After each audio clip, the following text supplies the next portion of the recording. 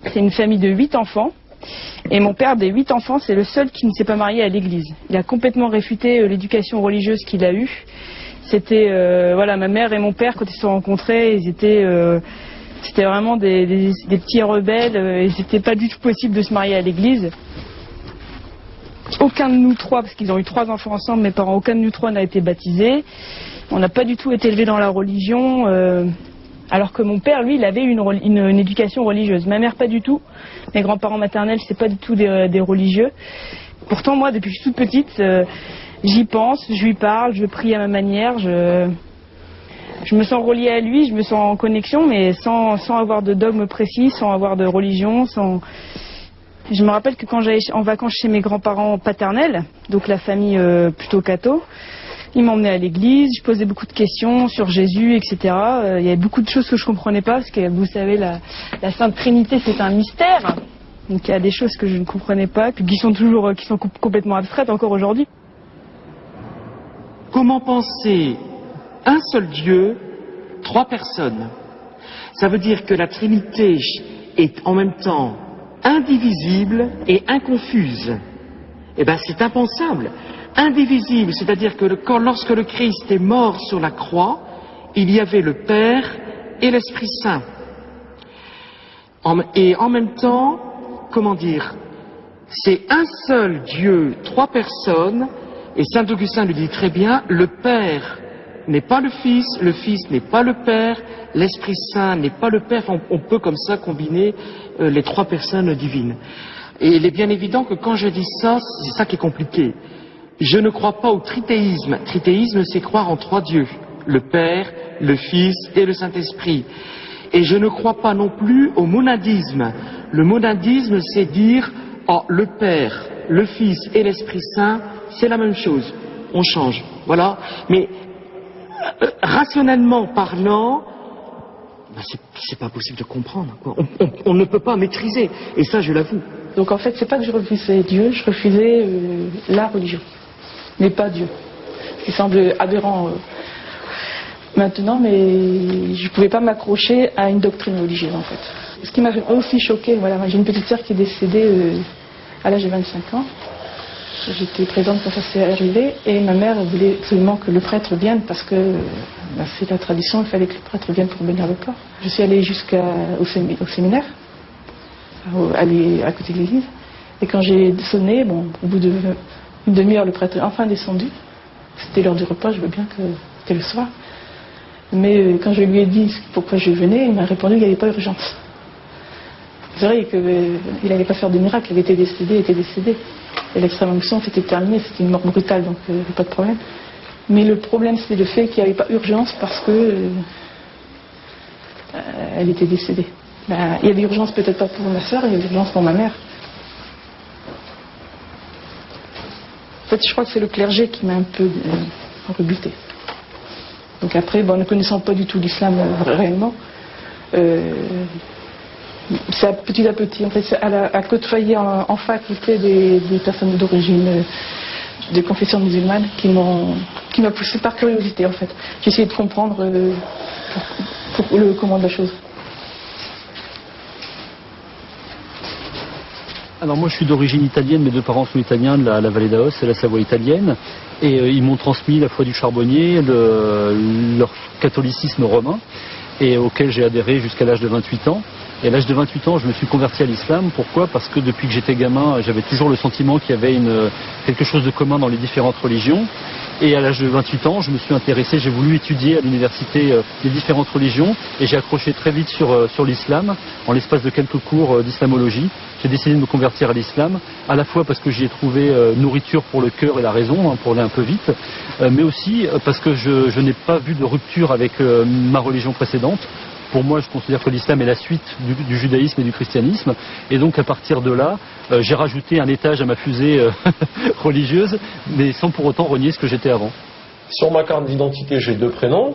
Je veux dire, si ça pose problème à des gens de m'appeler David, ils peuvent m'appeler Mehdi, ça me pose aucun problème. Ça pose des problèmes aux autres. Voilà. Moi, personnellement, que je m'appelle David ou Mehdi ou Jean-Claude ou Brian, je serai toujours musulman et c'est pas le prénom qui fait la religion, en fait. L'islam, je l'ai rencontré lors d'un voyage en Afrique que je préparais depuis ma plus tendre adolescence. Ma mère, elle m'a dit que j'ai commencé à en parler, je devais avoir 13-14 ans, arrivé au collège. Donc juste après le lycée, j'ai travaillé un truc du genre 6 mois pour me faire de l'argent et après je suis partie vivre en Afrique un petit peu plus d'1 an. Donc je suis arrivée en Afrique au Sénégal. Quand tu entends des lectures du Coran, même si tu ne comprends rien, tu ressens quelque chose de très fort. Et moi c'est ça en fait qui m'a fait comprendre que je comprenais rien, j'entendais juste des mots, des sons, mais j'avais envie de pleurer, il y avait quelque chose de fort qui me submergeait quoi. Tout le monde dit convertir, en fait c'est reconvertir parce qu'on est tous musulmans et c'est après c'est dans le contexte qu'on fait, qu'on devient juif ou alors chrétien, tout ça. Donc là je me suis reconverti en septembre 2006. J'ai voulu chercher un travail et c'est grâce à une connaissance à mon père que j'ai eu un travail dans un collège. C'était surveillant et j'ai intégré ce collège-là en mars 2006. Il y a une collègue qui est arrivée en septembre qui m'a passé un livre, l'islam pour les enfants. Donc on a échangé nos numéros pendant les travaux administratifs qu'on avait à faire pour la rentrée scolaire. Elle m'a passé le livre, j'ai lu le soir même, je l'ai lu. Et au fur et à mesure, je tenais le livre. Et puis après, au bout d'une semaine, j'avais plus le livre. C'était toujours les mêmes sourates. Mais au début, je pense que tout le monde a commencé avec les mêmes sourates. Et donc voilà. Je me suis mis comme ça grâce à Allah et au travail au collège musulman. Les gens qui se convertissent à l'islam racontent des histoires extrêmement variées. Il y a des gens qui sont allés faire du tourisme au Maroc et ont entendu l'appel à la prière et ont été subjugués par ça et ils se sont convertis. D'autres gens, ils ont étudié 10 ans avant de se convertir. D'autres étaient très contre et puis un jour... Bon, en tout cas, ce qui est sûr, c'est qu'aujourd'hui, il y a forcément beaucoup de conversions parce que à la fois, il y a le phénomène de médiatisation négative sur l'islam. C'est pas une vérité sociologique du tout, mais il se trouve que chaque fois qu'il y a un moment de cristallisation, de stigmatisation, de diabolisation de l'islam au niveau des médias, c'est suivi quasi instantanément de conversion à l'islam. C'est toujours les mêmes questions. À croire que ça pose pas un problème, mais t'as besoin, c'est sûr, certes l'être humain il a besoin de savoir de quelle origine on est, on a toujours besoin de connaître ses racines, on a besoin de ses racines pour vivre, c'est comme un arbre. Là je le vois quand j'étais en stage, là, je fais des études d'infirmier, dans le personnel, souvent on me pose la question. Alors en plus quand tu es en stage en période de Ramadan, c'est encore pire. La personne, elle me dit, tu fais Ramadan, elle n'était pas du service dans lequel j'étais, elle venait pour manger, elle me dit, tu fais Ramadan, c'est une bien drôle d'histoire. Elle part dans le frigo, elle ouvre le frigo, elle dit, quelle bien drôle d'histoire. Je dis, l'histoire elle est drôle où? Il n'y a rien de marrant. Elle me dit, oui, mais parce que la copine de ma fille fait Ramadan aussi, et puis elle n'est pas arabe. Je dis, pourquoi? David, c'est quoi? C'est arabe, David. Le jour du Eid, appelé aussi communément fête du gâteau. Là, le Eid du Ramadan, chez eux, c'est la fête des gâteaux. On ramène des gâteaux. Mais là, il n'y a rien de drôle. C'est super bon. Et cette même personne-là, elle mange des gâteaux. Je pose un plateau, elle prend un gâteau, je lui fais, là, il n'y a rien de drôle. Je lui ai rappelé ce qu'elle m'avait dit 30 jours avant. Je lui ai dit, là, c'est pas drôle de manger des gâteaux pendant la fête du Ramadan, à la fin du Ramadan. Elle me dit, mais non, parce qu'ils sont bons. Voilà. Voilà. Ça résume tout, en fait. La connaissance. Allez, on y va? Là, la classe est prête pour une fois. Oh là là. On y va? Allez, on y va. Si aujourd'hui je dis je me convertis à l'islam, ça fait pas du tout la même chose que si je me dis je me convertis au bouddhisme. Je me convertis au bouddhisme, on me dit tiens c'est un joyeux,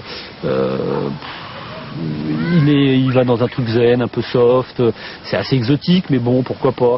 Par contre si je dis je me convertis à l'islam, je me convertis à quelque chose qui fait peur, donc on commence à me soupçonner, à me regarder de travers, dire mais il s'est fait embobiner, il rentre dans un truc, on va l'obliger à poser des bombes. Donc il y a toute une dimension qu'on se voit plaquer très vite dans son milieu familial, dans son milieu professionnel éventuellement, et assez vite aussi, si on est actif, et ça a été mon cas, j'ai toujours été actif dans des associations, des partis politiques, etc. Et donc le fait de me retrouver musulman, j'ai voulu être actif en milieu musulman, et très vite je me suis retrouvé face à des renseignements généraux, à la DST, etc.